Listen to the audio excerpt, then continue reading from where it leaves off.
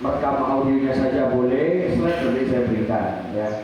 Jadi kita di sini mengawali akan belajar tentang dunia YouTube, setidaknya harus paham dulu apa sih YouTube itu ya. Jadi YouTube ini adalah salah satu media sosial tentang jejaring video yang dimana YouTube ini dimiliki oleh salah satu perusahaan besar yaitu Google, dan Google ini memiliki beberapa produk. Nah, ya apa? Pulpennya tadi yang butuh pulpen, silakan. Buku, ya. Nggak bisa juga. Dua lagi pulpen. Itu mas, ya baik.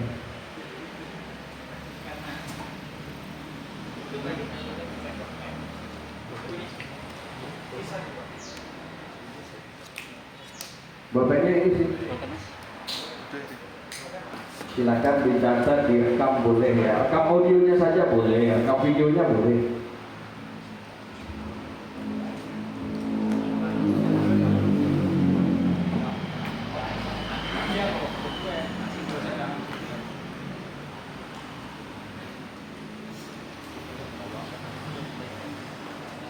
Jadi apakah YouTube itu? YouTube adalah salah satu media sosial yang jejaring video, dan yang saya akan bahas bukan tentang YouTube-nya, kantornya di mana, siapa Leo-nya sekarang, karena teman-teman bisa mencari sendiri secara informasinya.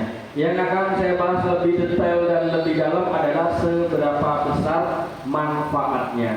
Ya. Jadi sini saya akan memberikan pemahaman tentang besar manfaat. Manfaat YouTube ini ada dua. Ya. Manfaat YouTube ada bagi seorang penikmat.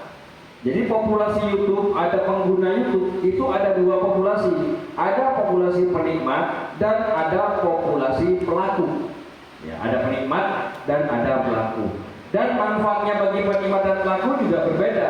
Kalau penikmat biasanya mereka hanya sebatas mencari hiburan, menikmati musik atau yang lain-lain, atau mencari informasi, berita, ilmu-ilmu baru, atau menonton siaran langsung. Ada juga yang nonton game. Nah, itu biasanya yang digunakan sebagai penikmat. Mungkin di sini ada sebagian teman-teman yang kemarin hanya menjadi seorang penikmat, maka hari ini kita akan belajar bagaimana memanfaatkan YouTube sebagai pelaku atau kreator. Nah, di kreator ini pun juga ada bermacam-macam. Tidak semuanya dengan tujuan yang sama. Ada yang tujuannya hanya untuk membuat dokumenter, menyimpan memori video, kenangan, hobi. Nah, ini dokumenter namanya. Ada yang membuat hanya YouTube dijadikan alat atau tempat membuat laporan tugas atau kerja. Jadi sekarang sekolah itu sudah agak modern.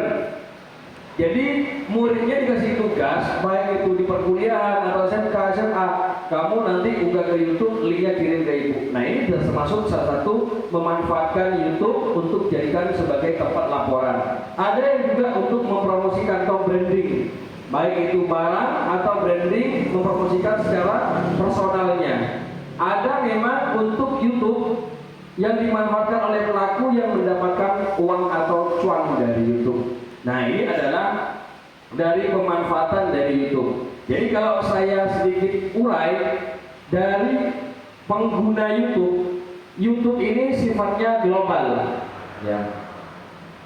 Jadi YouTube di sini sifatnya universal atau secara global, yang dimana seluruh dunia itu ada. Dan di Indonesia itu juga salah satu peringkat yang dimana di sini peringkatnya adalah nomor 4 ya. YouTube yang kecuali di sini adalah Cina dan Korea Utara ya.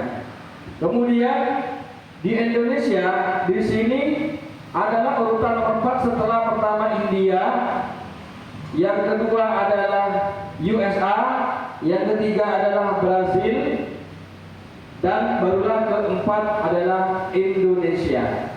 Nah, pengguna di Indonesia kurang lebih ada sekitar 143 juta pengguna. Ya, 143 juta pengguna, ini update terbaru kemarin. 143 juta itu ada dua populasi.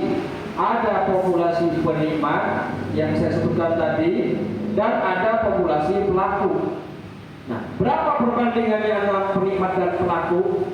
Kalau secara opini kecil, survei kecil, kalau berdasarkan saya sendiri itu 80% di penikmat dan 20% di pelaku. Mungkin teman-teman di sini yang di rumahnya bisa survei kecil lah. Di dalam satu RT, itu ada berapa jiwa, dan yang jadi penikmat dan jadi pelaku berapa kira-kira perbandingannya? Lebih banyak mana? Di dalam satu keluarga pun juga sama, ini survei kecil. Nah, saya menganggapnya di Indonesia 80% penikmat, 20% pelaku. Nah, di 20% pelaku ini, apakah semua memiliki tujuan yang sama? Tidak. Di 20% ini, kita urai menjadi 4 golongan. Ada golongan yang memang menjadi pelaku hanya untuk dokumenter, hanya iseng-iseng, hanya menyimpan memori video daripada disimpan di laptop atau di hard disk, itu mudah hilang. Nah, maka kita simpan di YouTube untuk sebagai penyimpanan, baik itu dokumenter keluarga atau kenang-kenangan bersama pacarnya. Nah, ini juga bisa dijadikan sebagai tempat penyimpanan video, baik itu videonya mau dipublish atau hanya pribadi saja, monggo silakan. Kemudian ada golongan yang nomor 2, tadi hanya untuk sebagai tempat dijadikan sebagai laporan tugas atau kerja saja. Ada yang memang tujuannya menjadi pelaku untuk branding. Nah, ini tujuannya beda, cara kerjanya beda. Ada yang golongan nomor 4 yang memang menjadi mitra YouTube atau yang channelnya tujuannya untuk mendapatkan uang atau monetisasi. Jadi 20% ini tidak semuanya tujuannya monet. Jadi ada yang hanya dokumenter, laporan tugas untuk nge-branding, dan ada untuk memang sengaja menjadi YouTuber untuk menjadi mitra YouTube. Nah, di Indonesia yang menjadi mitra YouTube ini berapa? Kurang lebihnya data yang saya tahu kemarin kurang lebih belum sampai 1 juta user di dalam menjadi mitra YouTube untuk orang Indonesia. Jadi dengan secara peluang dari 143 juta user dengan 1 juta yang memang menjadi pelaku menjadi mitra YouTube 1 juta, maka berapa persentase peluangnya? Besar atau kecil? Sangat besar. Jadi paling banyak di golongan 4 ini, mana yang paling banyak menjadi YouTuber? Kebanyakan mereka dokumenter, hanya iseng-iseng. Punya YouTube punya, tapi tidak ditujuan untuk mitra atau menjadi monet. Ini paling banyak dokumenter. Kemudian buat tugas, ada yang buat branding, banyak. Tapi yang menjadi mitra YouTube ini hanya sebagian. Jadi sangat sayang kalau tidak memanfaatkan YouTube, kalau memang dijadikan sebagai ladang mata pencarian baru yang dimana memang tujuannya mendapatkan uang.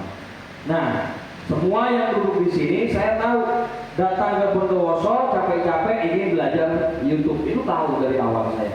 Cuma yang saya belum tahu, teman-teman mau jadi di golongan yang mana? Penting sekali saya harus tahu. Jadi ada alasannya. Orang yang ingin jadi YouTuber itu harus saya tahu dulu, sehingga saya mengajarinya sesuai dengan tujuan masing-masing. Mas saya ingin terkenal, maka ya jangan pakai handphone saja. Mas saya ingin branding produk saya, ya jangan hanya mengandalkan handphone Xiaomi-nya saja. Ya harus kita siapkan iklan atau bakar uang supaya lebih cepat. Nah, jadi ada dasar alasan orang yang jadi YouTuber. Biasanya apa? Yang pertama, ada orang yang saya survei dari beberapa alumni, dia datang ke sini hanya berdasarkan ikut-ikutan temannya. Karena temannya pernah belajar di Tapet, kemudian dia secara ekonominya berubah drastis, sehingga dia hanya ingin juga ikut berubah drastis ekonominya. Akhirnya apa? Hanya ikut-ikutan. Ketika hanya ikut-ikutan, mereka gak akan serius belajarnya. Yang nomor 2, memang sengaja ingin belajar YouTube hanya untuk menyimpan memori kenangan, ingin jadi dokumenter, maka saya cukup ngajari buat channel, cara upload, selesai. Yang nomor 3, memang sengaja ingin menjadi YouTuber, tujuannya adalah branding atau jualan produk. Nah, di sini beda cara kerjanya. Maka setidaknya pengambilan gambar harus ahli. Bagaimana produk yang tidak terlalu mewah menjadi istimewa. Nah, beda. Nomor 4, memang sengaja ingin belajar YouTube, ingin dikenal orang banyak, atau ingin branding secara personalnya. Ini cara kerjanya juga beda. Pakailah editor yang profesional, yang mungkin orangnya di dalam ada banyak jerawat, tolong diedit jerawatnya dihilangkan. Yang agak orangnya gelap, tolong diglowingkan, itu juga bisa kita lakukan. Dan nomor 5, ada memang sengaja belajar YouTube, datang ke Bondowoso, jauh capek-capek naik motor, naik kereta, naik bis, naik pesawat, memang sengaja untuk mencari ladang pencarian atau cuan dari YouTube. Nah sekarang saya ingin tanya, teman-teman di sini nomor berapa? 5. Tolonglah jawab yang tegas, nomor berapa? 5. Yakin? Yakin. Saya catat dulu nomor 5 katanya, karena ini penting ditanam dalam prinsip kita, yaitu cuan. Pertanyaan nomor 2, mau yang cepat apa yang lambat? Cepat. Saya catat. Karena takutnya apa? Udah ngomong cuan, malah sibuk belajar ingin terkenal. Oke. Karena sudah melenceng dari prinsipnya di sini. Kalau sudah ngomong cari cuan dan cepat, maka teman-teman di sini sama dengan adalah pembisnis. Betul nggak? Orang yang ingin mendapatkan uang itu namanya bisnis. Nah, bisnis ini lawannya adalah idealis. Sanggup nggak teman-teman menurunkan egonya? Oke. Siap. Sanggup nggak mengesampingkan idealismenya? Siap. Yakin? Oke, saya catat sanggup. Catat. Nah, apakah ada kesempatan untuk saat ini, Mas?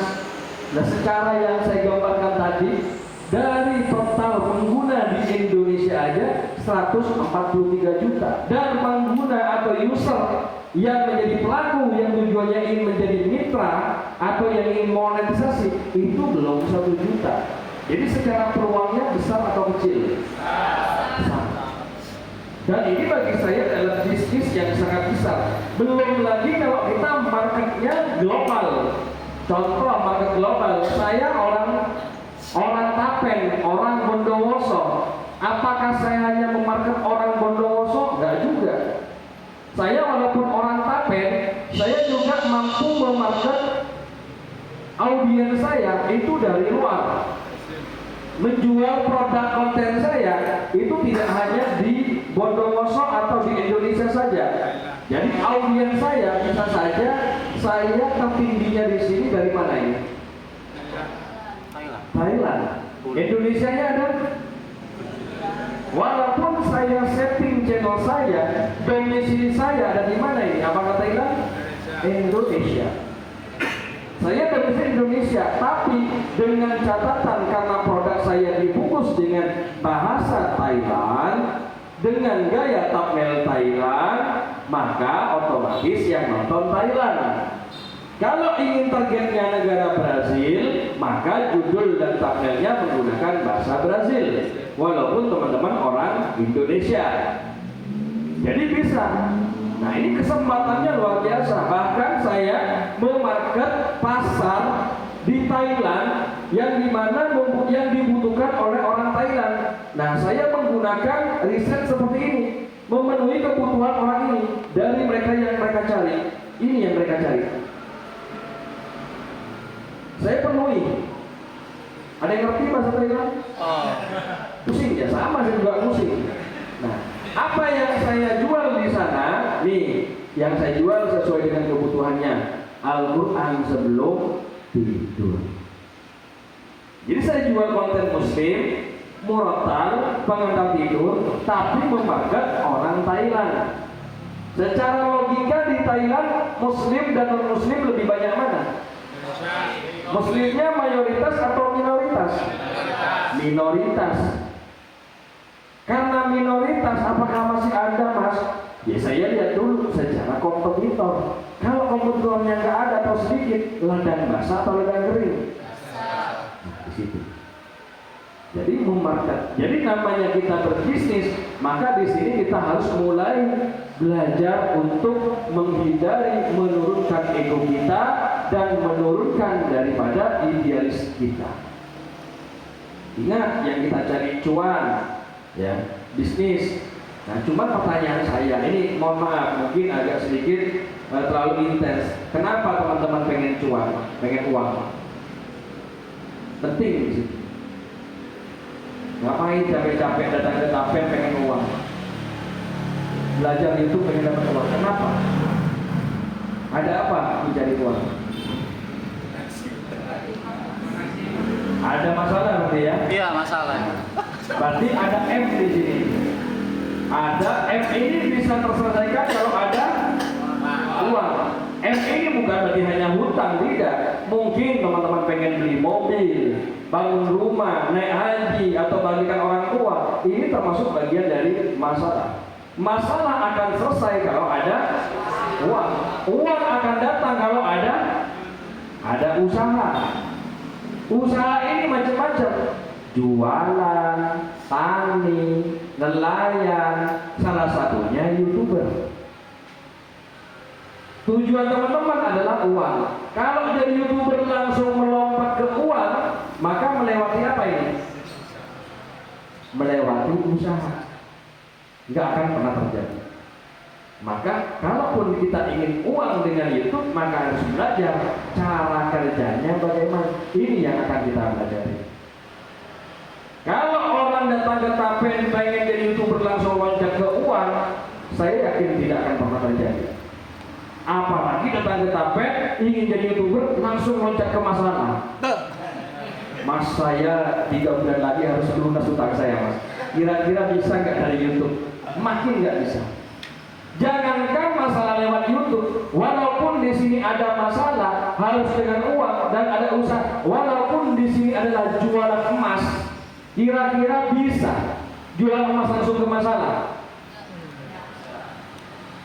Maka setidaknya harus paham dulu gimana cara kerja jualan emas. Kalau sudah paham cara kerja jualan emas, pasti uangnya dapat. Ketika uangnya dapat, pasti masalah selesai. Kok mau jadi YouTuber, jualan emas aja yang pasti, apakah bisa nutupi masalah? Belum ya. Jadi harus tahu usahanya. Maka selama 4 hari kita akan belajar bagaimana kita dari YouTuber melalui jalur YouTube, cara kerjanya dan menghasilkan uang dan juga masalah. Nah, ini adalah yang harus teman-teman pahami. Jadi jangan stop. Boleh kita, uang ini adalah memang tujuan, wajib ada tujuan. Kalau nggak ada tujuan, kita keluar dari YouTube nggak jelas di sini. Karena tujuan pertama adalah cuan, bukan branding, bukan terkenal. Cuan wajib uang. Ya. Jadi bukan memikirkan uang, tapi memikirkan bagaimana usahanya dulu, baru ke uangnya nanti otomatis.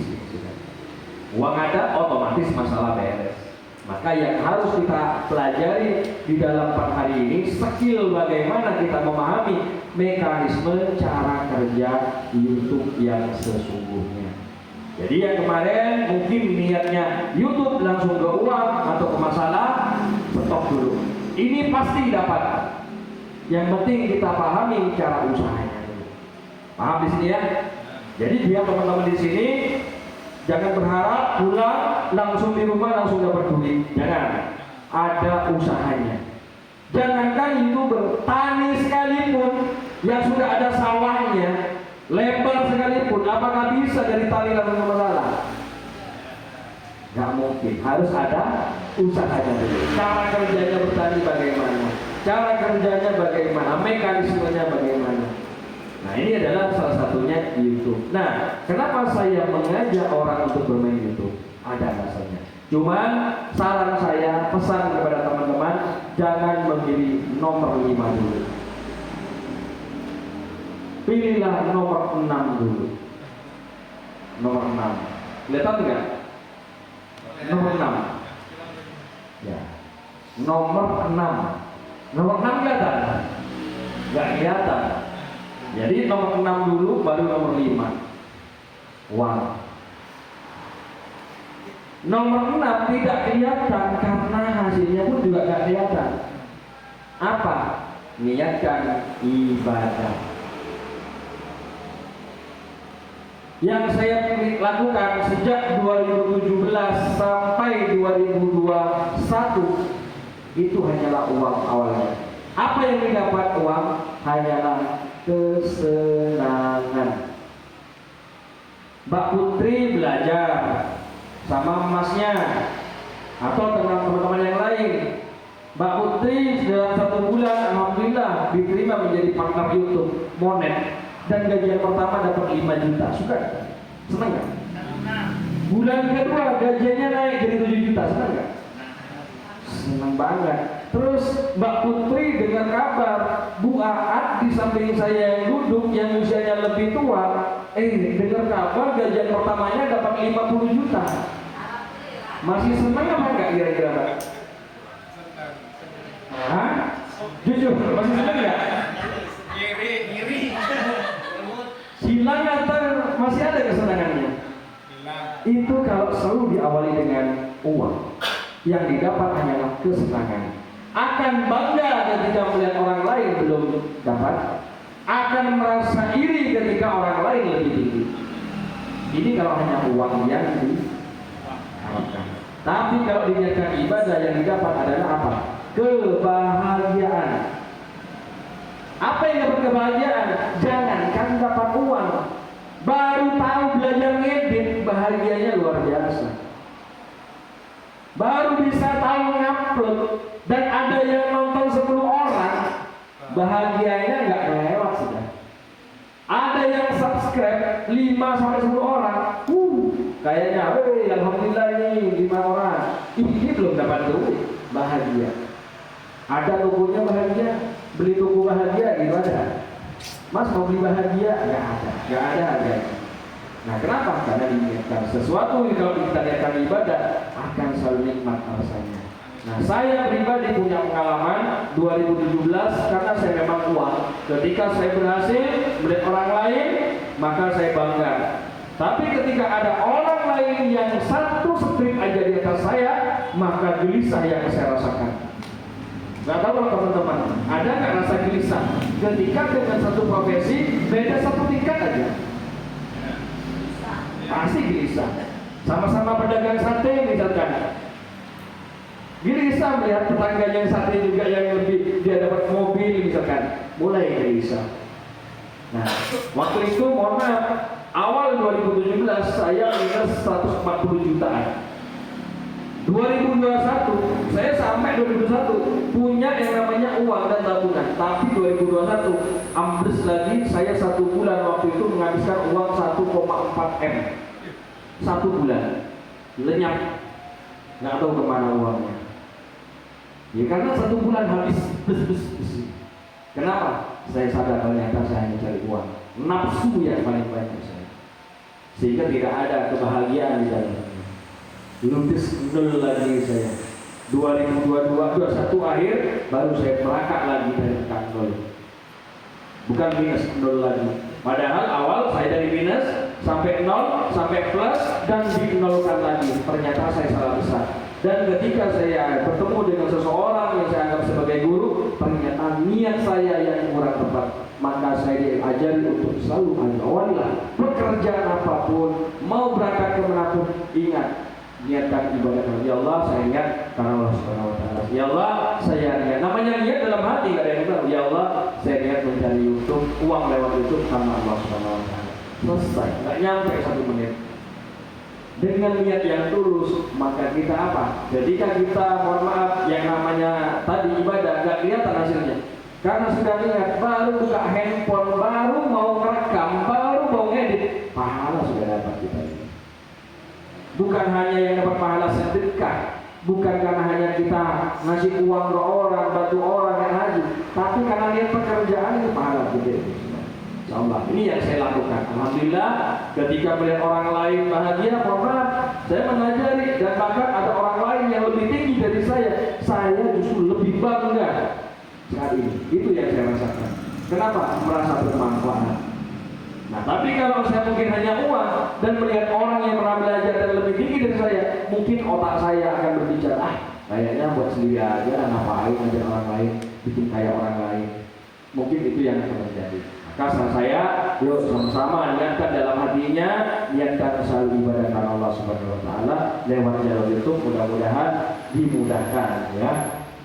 Baru setelah nomor 6, baru nomor 5, uang, pilihan teman-teman, dan cepat. Apakah bisa mas? Uang cepat ini lewat jalur YouTube. Kalau saya mau tunjukkan, boleh nih, ya. Ini saya pernah punya channel. Saya pernah punya channel yang dimana dibuat dari nol sampai menjadi mitra YouTube itu nggak sampai 1 bulan, ya. Saya contohkan, dan ini bukan hanya dari satu akun saja, dari beberapa punya orang lain juga pun sama. Saya contohkan di depan mata kita aja. Saya lihatkan channel ini dibuat di tanggal 30 Desember 2022 misalkan. Nah, dibuat di tanggal 30 Desember 2022, membuat channelnya, dan saya nggak langsung saya isi. Ini cara saya. Saya isi kapan? Besoknya. Kenapa? Apa wangsit? Tidak. Tetapi memang saya sengaja biar ke indeks dulu oleh YouTube-nya. Jadi buat email, buat channel, nggak langsung saya isi. Biarkan aja dulu. Minimal 24 jam atau keesokan harinya atau 2 hari lagi atau seminggu lagi nggak ada masalah. Biar ke indeks. Nah, setelah di tanggal 30 buat, maka saya ngisinya per tanggal 1 Januari di tahun 2023-nya. Nah, ini saya contohkan di tanggal bukti tanggal 1 ya, tanggal 1 sampai 14 Januari di 2023. Jadi 14 hari pertama. Uploadnya tanggal 1 Januari 2023. Dan waktu itu mendapatkan uang pertama kali di awal ya nggak dapat. Pertama kali menghasilkan di tanggal 12 Januari 2023. Karena baru bisa menjadi partner YouTube dalam waktu 11 hari. Dari syarat yang 4 tadi, 1000 subscriber, 4000 jam tayang, dan juga tidak melakukan pelanggaran, dan juga sudah melakukan verifikasi 2 langkah. Alhamdulillah menjadi partner diterima di hari ke-11, dan di tanggal 12-nya sudah mulai muncul pundi-pundi rupiahnya. Wajar awal-awal dapat 11.000 karena masih baru naik. Alhamdulillah dari sebulan di Januari 2023 ya, tanggal 1 Januari sampai tanggal 31 Januari dengan 11 hari ya sampai tanggal 31 1 bulan itu pertama dapat 9.500.000 rupiah 9.500.000 di bulan pertama, dan di bulan kedua alhamdulillah karena masih dikerjakan dan masih ada rezeki, bulan kedua naik 15 juta. Alhamdulillah semakin semangat kerjakan di bulan Maret sampai 31 Maret yang awalnya 9, 15 naik ke 40 juta. Selama 3 bulan kurang lebih kalau dihitung berapa? Sekitar 60 juta dengan 0 rupiah. Nah, menurut teman-teman 3 bulan dapat 60 juta, katakanlah bersihnya 50 juta. Mohon maaf, tidak ada pekerjaan yang jelek, semua pekerjaan itu mulia. Cuma di dunia nyata 3 bulan dapat 50 juta itu usaha apa kira-kira? Nah, usaha nyata kira-kira kalau 50 juta dalam 3 bulan, anggap aja dalam sebulannya 15 juta misalkan. Usaha nyata apa sekiranya? Jualan mobil bisa? Butuh berapa modalnya? Butuh berapa unit yang harus dikeluarkan? Nah, ini contoh bahwa ternyata masih ada bisnis yang 0 rupiah, 0 skill, dan walaupun hanya dengan handphone masih bisa. Nah, ini yang saya suka. Ada juga kemarin salah satu dari alumni yang dimana beliau seorang dosen. Ini juga dosen, ikut belajar dan menunjukkan kepada saya waktu itu sedikit percaya dan tidak percaya. Ya, tapi bukti nyata. Nah, ini contoh. Dia menunjukkan kepada saya. Di gajian pertama di Maret dapat 300.000. Gajian keduanya April 27 juta. Naik lagi ke bulan berikutnya 70 juta. Naik lagi di bulan berikutnya 196 juta. Naik lagi dapat 232 juta. Beliau seorang dosen. Nah, kira-kira usaha apa? Sebulan dapat 200 juta dengan 0 rupiah. Bukan berarti saya menjelekkan pekerjaan yang lain. Semua pekerjaan itu mulia. Cuman kalau kita memang manusia yang masih normal, ketika dikasih pilihan bermodal dapat uang, tanpa modal dapat uang, pilih yang mana? Capek dapat uang, nggak capek dapat uang, pilih yang mana? Ini kan pilihan. Nah, bukan wajib, pilihan. Nah, makanya saya tunjukkan apakah masih ada ya pilihan yang seperti itu, yang 0 rupiah, 0 skill, 0 nggak banyak makan waktu bisa menghasilkan, masih ada. Contohnya saya memilih dunia per-YouTubean. Nah, kenapa saya ngajak orang bermain YouTube? Kenapa harus ke YouTube? Pertama, saya membaca dari keresahan orang. Ketika seseorang ingin menghasilkan yang namanya uang atau menciptakan uang, ini namanya dengan cara berbisnis. Apa ketakutan orang mau berbisnis? Pertama adalah modal. Ini yang saya baca keresahan orang. Yang nomor 2, skillnya. Yang nomor 3, mungkin di sini waktunya. Yang ditakutkan lagi adalah resikonya. Ini yang saya ambil, saya pelajari. Akhirnya saya menemukan solusinya. Dan kenapa kok harus ke YouTube? Salah satunya adalah menjawab keresahan yang tadi. Karena lewat YouTube 0 rupiah. Yang pertama, alasan saya kenapa ngajak orang lain. Pertama karena passive income. Kerja sekali, menikmatinya berkali-kali. Saya punya video, saya ingin tanya ke teman-teman di sini. Wajib dijawab jujur. Saya pengen tanya sama Bu Akat ini, kira-kira ini.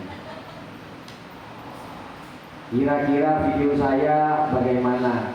Menarik, jelek, kurang? Jujur Bu ya. Jelek, biasa atau bukan? Biasa.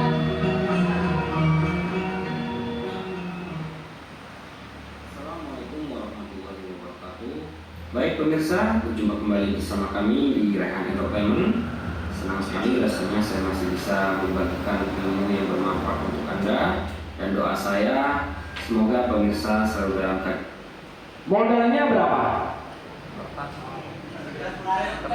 Hah? Iya, modalnya berapa rupiah? Menurut Pak Putri biasa kurang apa jelek, Pak? Jujur. Hah? Menurut Pak Sifat? Biasa aja. Biasa aja. Saya tahu, Pak. Sampai nantinya mau bilang jelek cuma karena enak aja, Pak. Kira-kira teman-teman buat yang lebih bagus dari ini bisa nggak? Sangat bisa. Pakai handphone atau kamera kira-kira? Handphone juga bisa. Kira-kira kalau saya ikutkan lomba, kira-kira dapat juara nggak? Di awal. Kalau saya jual dalam bentuk saya kemas VCD, kaset kepingan, dijual 5.000, laku nggak kira-kira? Diskon lah 2.000. Ada yang mau beli? Mungkin ada. Mungkin karena kasihan cuman ya.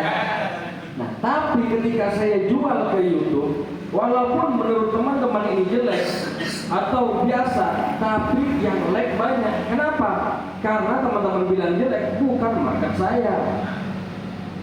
Dan ketika saya bungkus ke YouTube, beda dengan dibungkus VCD, beda. Dapat berapa kira-kira? Dengan total ditonton 600.000 dengan 0 rupiah. Dapat kurang lebihnya, sebentar saya ganti rupiah dulu.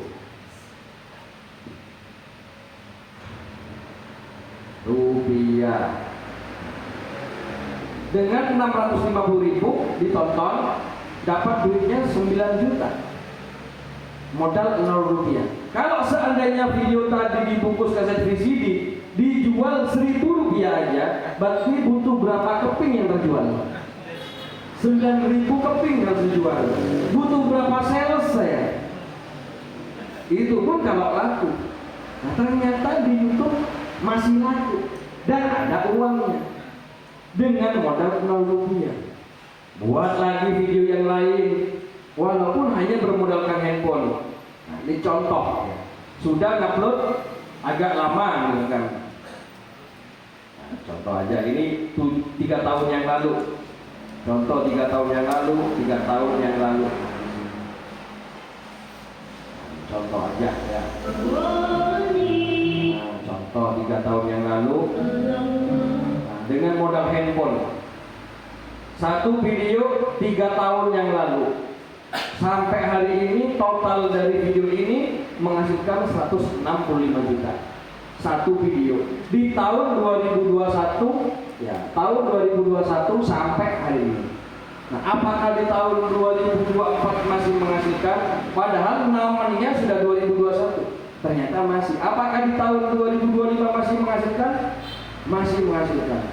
Ini baru satu video, belum video yang lain. Belum video yang lain di sini. Satu video 50 juta. Belum lagi channel yang lain. Channel yang lain, contoh di sini. Kita ada channel lain dengan diunggah salah satu video diunggah di tahun, nah ini contohnya, diunggah di tahun 2022. Saya contohkan di sini. Satu video menghasilkan 722 juta dari tahun 2022 Juli sampai Juni. Berapa tahun Pak ini? 3 tahun. Satu video terjual dan menghasilkan sekian. Nguploadnya nanamnya Juli 2022. Apakah di tahun 2025 Mei masih menghasilkan?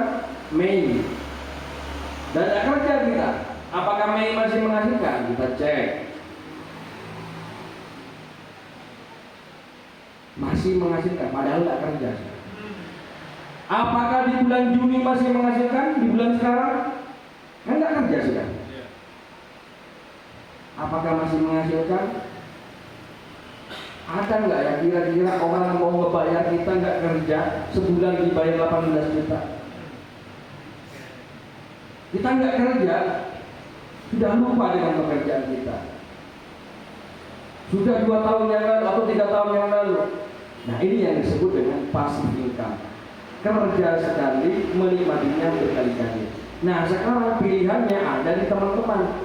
Mau jualan yang mudah basi atau yang long time. Nah, ini pilihan. Mau nanam biji padi, kalau padi ini nanamnya sekali, panennya berapa kali? Atau nanam biji duren, nanam sekali, panennya. Nah, ini pilihan. Silakan dipilih sendiri nanti. Cara kerjanya sama, hanya pilihan tanamannya aja, bibitnya aja. Nah, ini yang saya suka dari YouTube. Yang pertama adalah passive income. Kenapa saya ngajak orang, teman-teman atau orang lain, ayo main YouTube. Karena sudah ada bukti nyata dan bahwa ini memang passive income. Nah, di dunia nyata pengen passive income, nggak kerja tapi dapat duit tiap bulan, minimal kita harus investasi, harus naruh saham atau deposit 100 juta di dalam bank 1 bulan itu dapat 300.000. Nah, sekarang kita mau dapat 100 juta, kalau dapat sebulan 300.000, berarti nilai video saya tadi dalam 1 bulan 18 juta, berarti berapa M yang saya harus sahamkan. Nah, ini kalau perbandingan dengan dunia nyata. Nah, apakah bisa kita juga passive income, nggak pakai modal? Bukti nyata ada. Tinggal pilihannya. Salah satunya kita memanfaatkan platform YouTube.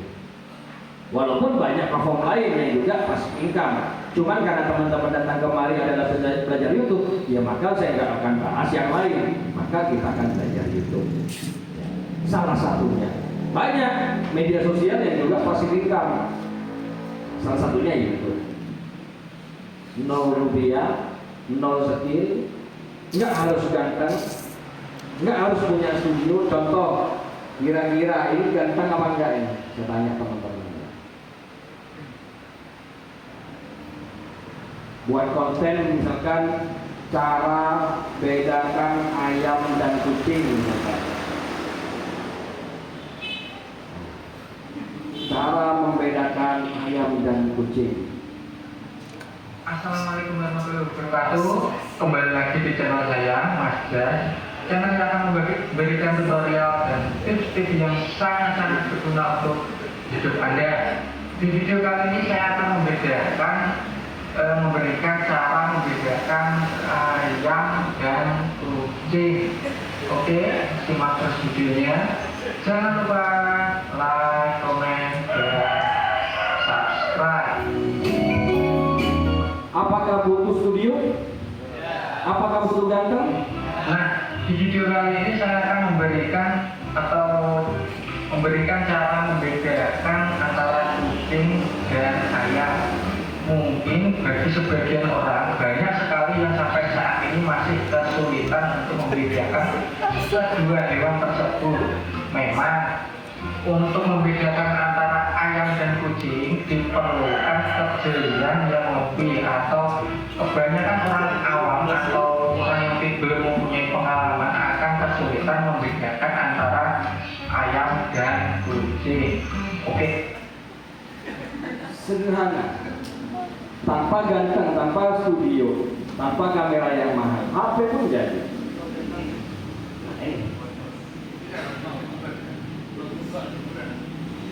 Apaan sih videonya unfaedah? Betul nggak? Kita kadang menjadi begitu. Memang unfaedah buat kita. Kenapa? Karena kita bukan targetnya, bukan pasarnya. Ya wajar kita bilang unfaedah. Tapi ketika melihat total viewersnya 246.000, yang like 9.000, berarti ada pasarnya dong. Yang komen pun juga 2.800. Terima kasih Pak, akhirnya tahu.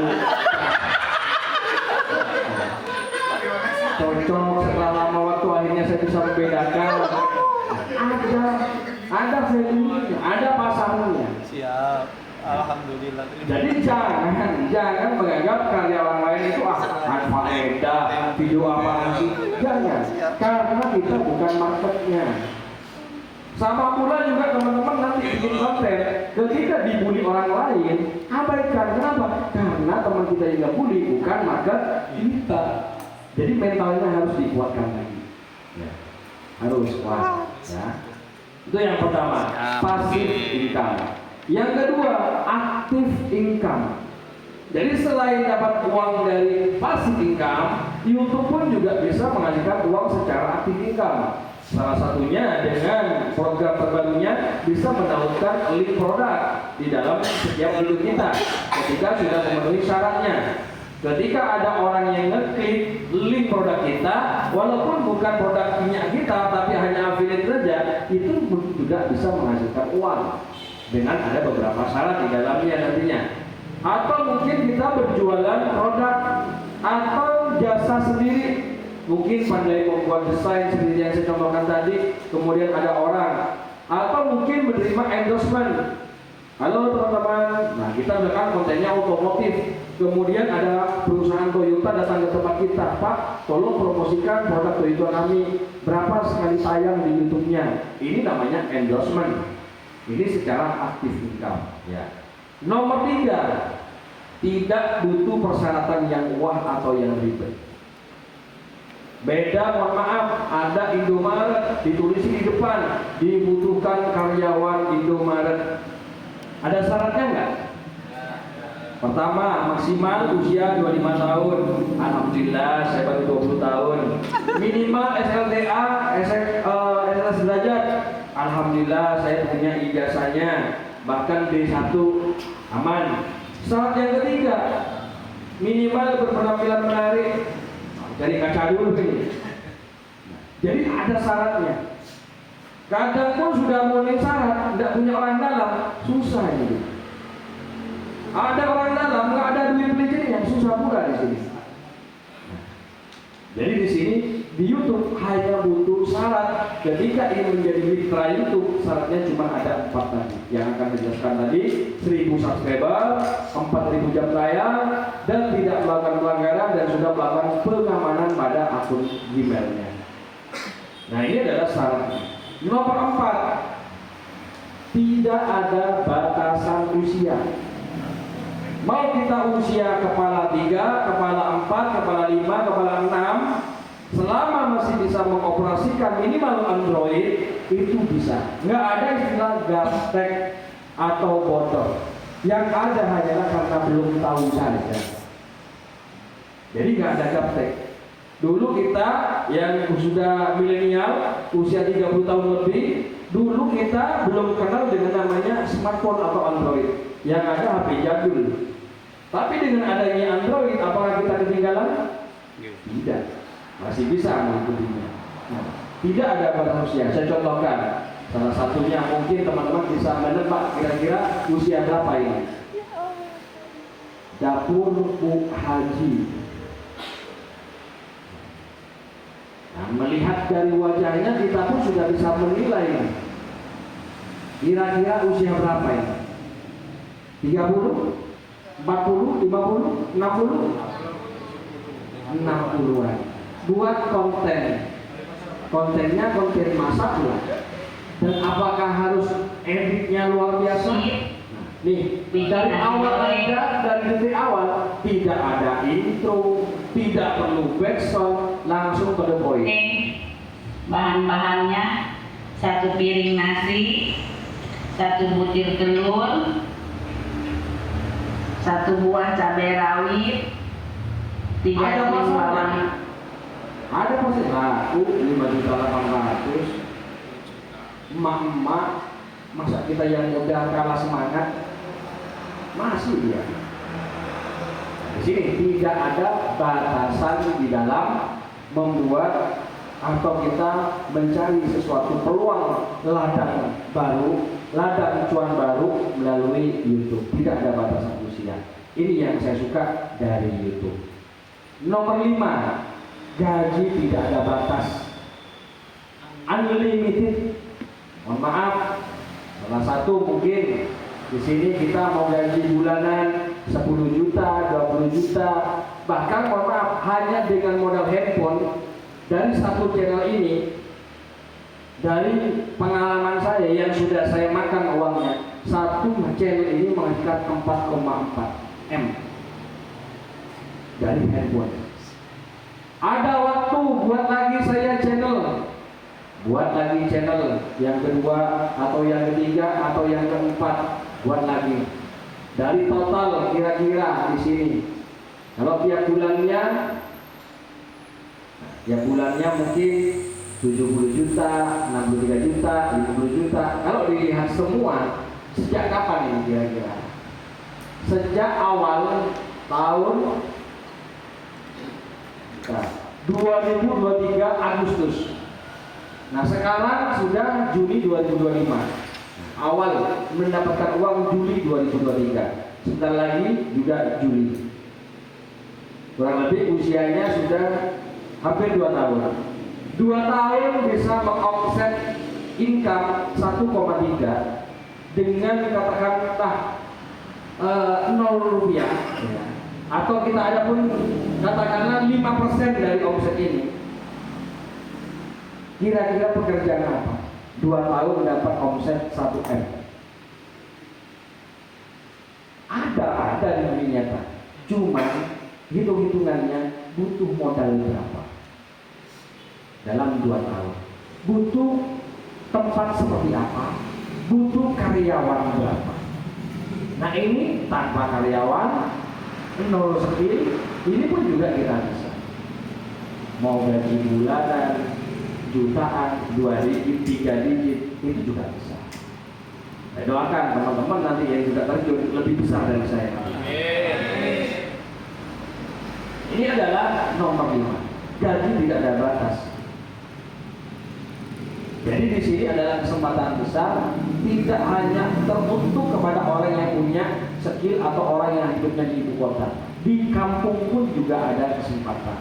Bahkan saya bisa menyatakan di desa sekalipun ini menjadi salah satu tambang emas yang mungkin belum pernah tergali sebelumnya. Contoh, saya bilang desa sebagai tambang emas yang belum pernah tergali. Contoh ketika kita memanfaatkan lingkungan desa. Contoh sungai kita manfaatkan, dibuat konten seperti ini. Di desa, di kota nggak ada. Atau mungkin memanfaatkan sawah malam hari, handphonenya nggak jelas, ya udah kita buat konten seperti ini. Laku ada pasarnya, jual ke Jepang. Ini salah satunya memanfaatkan lingkungan kita. Jadi walaupun hidup di desa, ini bisa diolah menjadi sebuah tambang emas. Jadi tiap hari ya udah syuting, rekam jangkrik, bulan. Apa judulnya? Paham? Ada yang bahasa Jepang? Paham? Kalau diterjemahkan, jangkrik berkicau malam, suasana damai untuk tidur dan bersantai sepanjang malam. Jadi untuk menjual kepada market orang Jepang yang kesulitan tidur, dibuatlah dengan sajian konten untuk orang Jepang memanfaatkan hidup yang ada di desa. Bisa. Orang kota membuat kayak gini, usah. Ini adalah salah satu yang kita bisa manfaatkan, bahwasanya gaji tidak ada batas atau unlimited. Mau diatur itu kan apa? Karena kita bukan karyawan YouTube, tapi menjadi mitra YouTube. Mau dapat banyak, dapat sedikit, tergantung kita sendiri. Nah, beda kalau karyawan YouTube, wajib masuk jam sekian, ada SOP-nya. Tapi kalau menjadi mitra, partner kerja, maka kita bisa atur dengan sendirinya. Mau dapat banyak, maka kerjakan lebih. Ingin lebih, kerjakan lebih. Ini poin nomor 5. Yang saya paling suka adalah poin nomor 6. Bisa diwariskan. Contoh, saya punya beberapa channel. Tahu kan, sudah beberapa tahun masih menghasilkan. Seandainya channel saya ada 10 atau 20, kemudian saya mohon maaf meninggal dunia, saya punya anak, kira-kira bisa dilanjutkan anak? Kalau saya dokter, selama hidup pasien saya banyak, tiba-tiba meninggal, apakah pasien saya turun ke anak saya?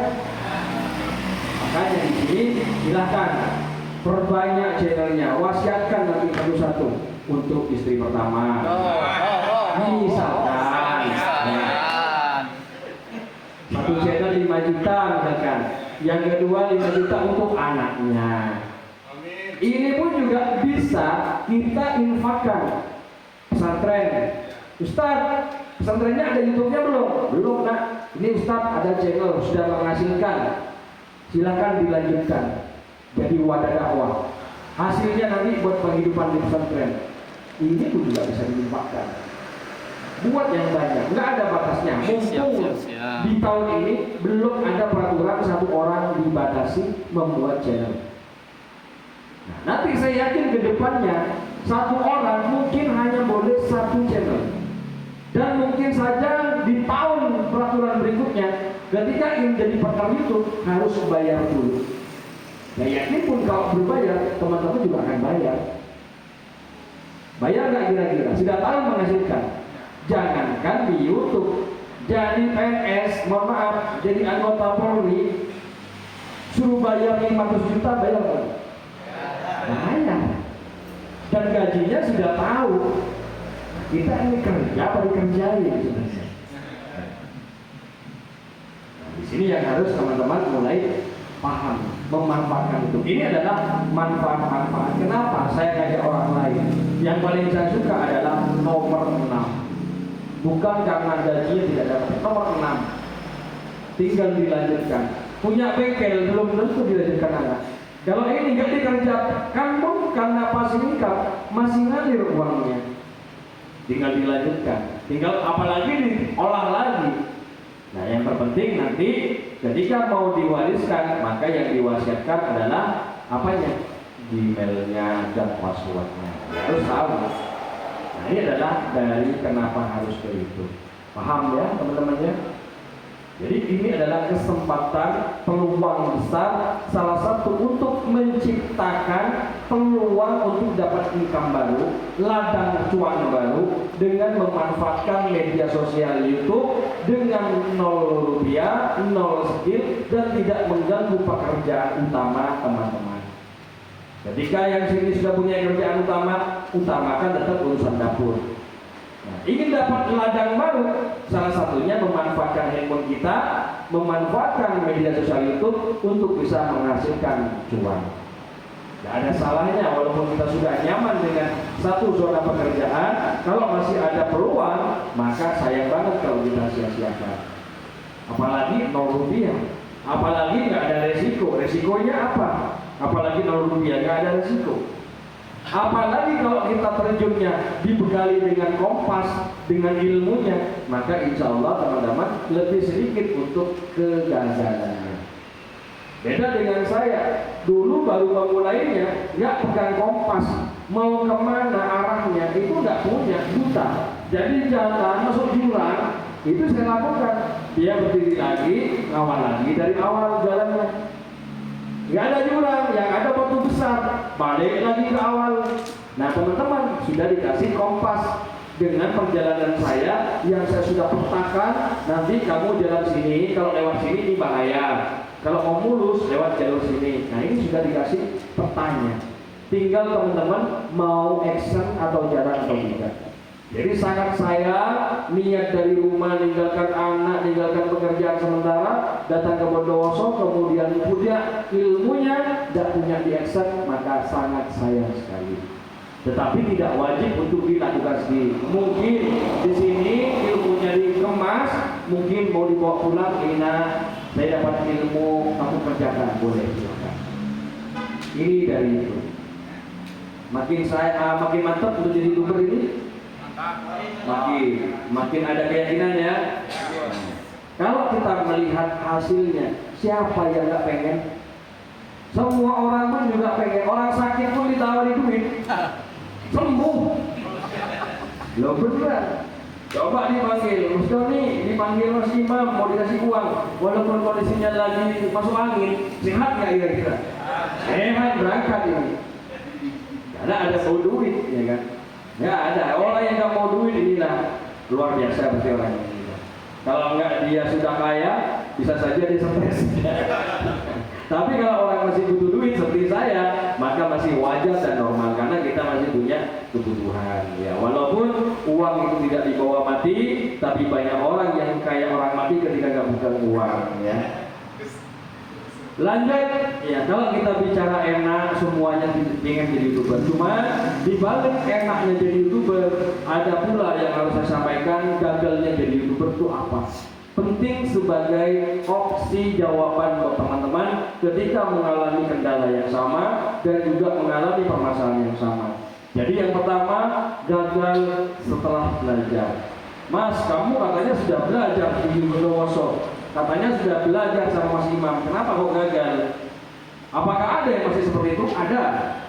Orang yang sudah belajar selama 4 hari, bahkan 5 hari, kadang masih gagal. Ada. Apa sebabnya? Yang pertama, ketika dalam pembelajaran tidak memperhatikan dengan baik.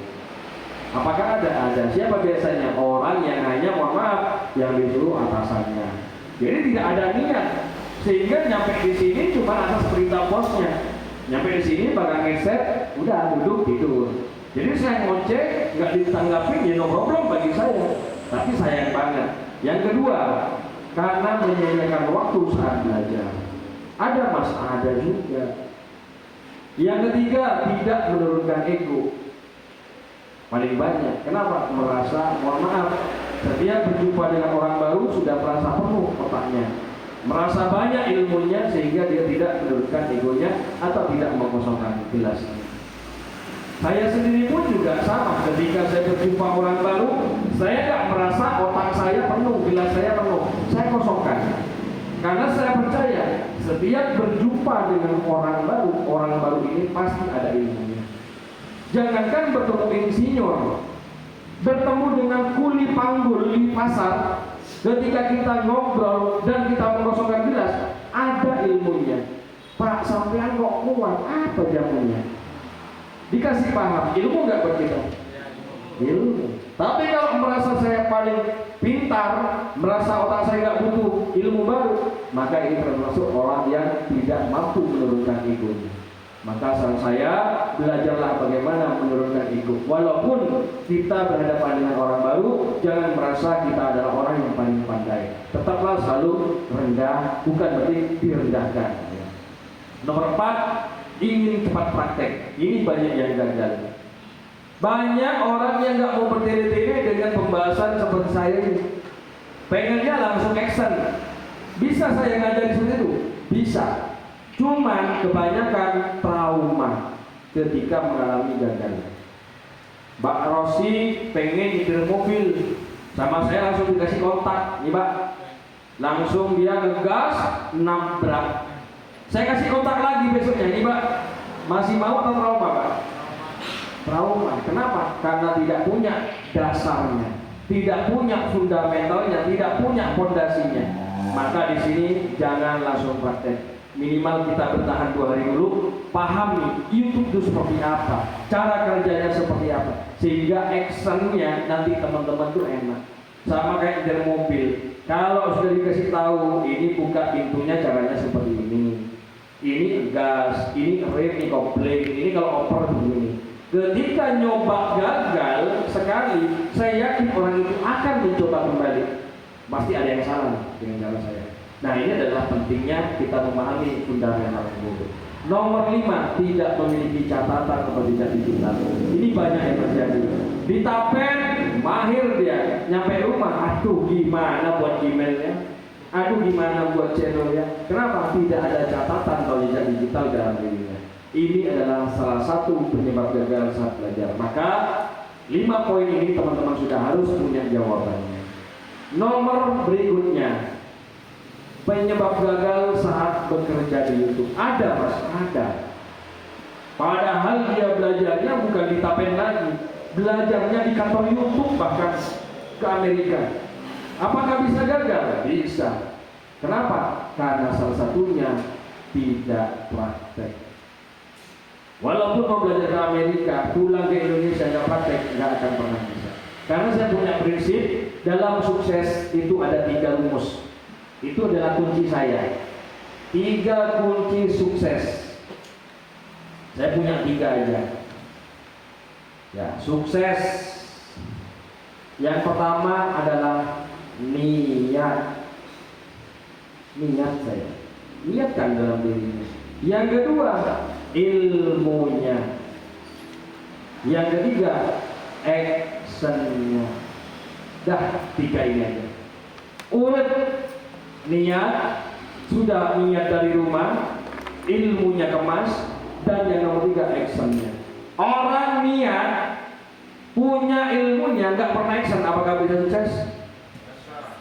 Orang punya niat, langsung action tanpa ilmu, bisa saja sukses?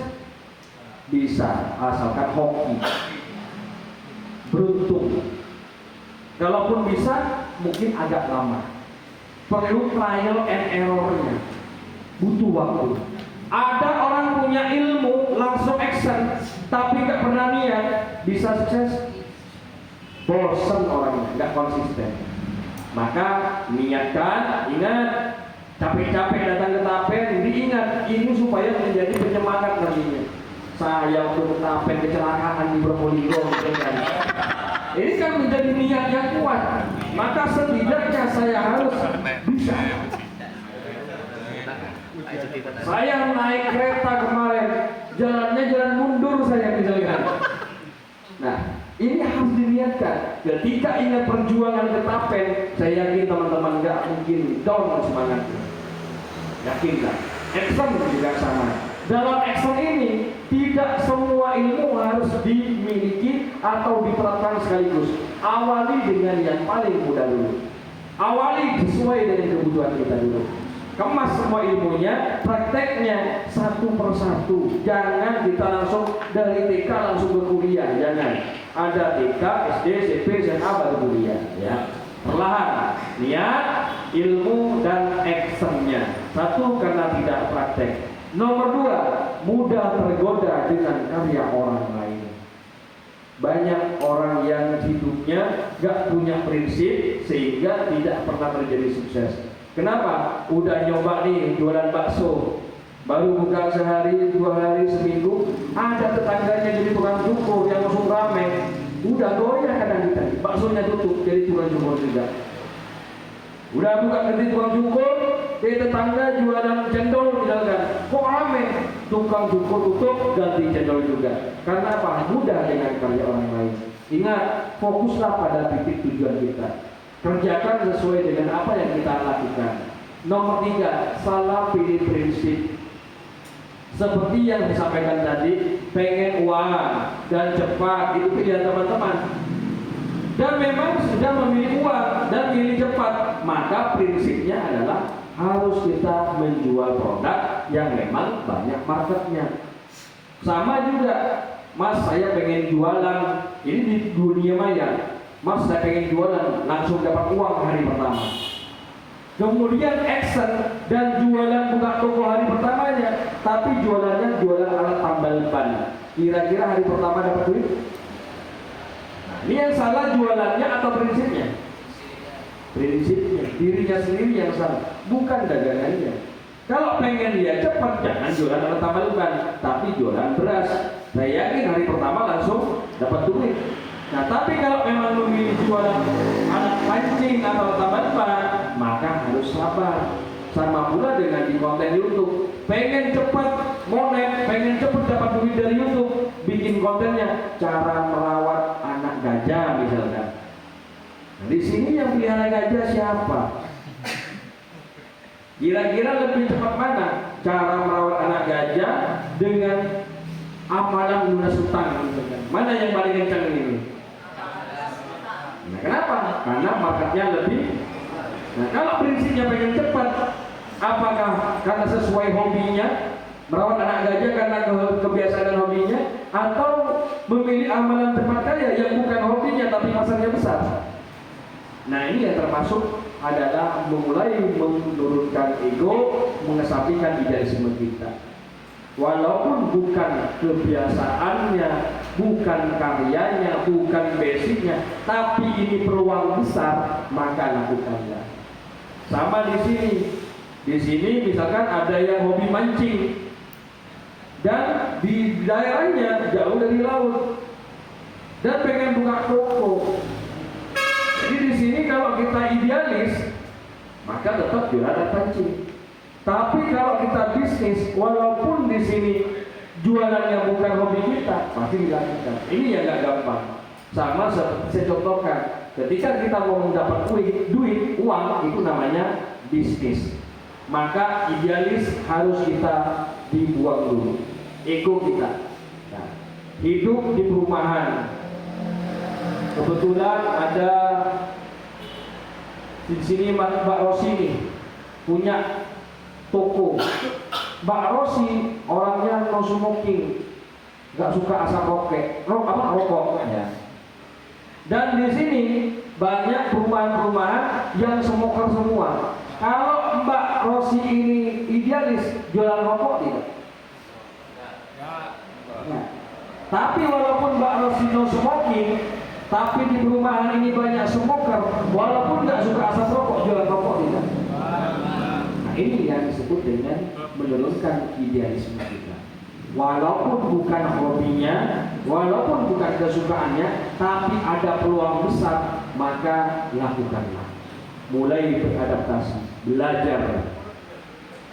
Ini yang harus kita lakukan pada poin nomor 3. Nomor 4, tidak mau sabar saat berproses. Ini yang banyak terjadi. Maunya instan.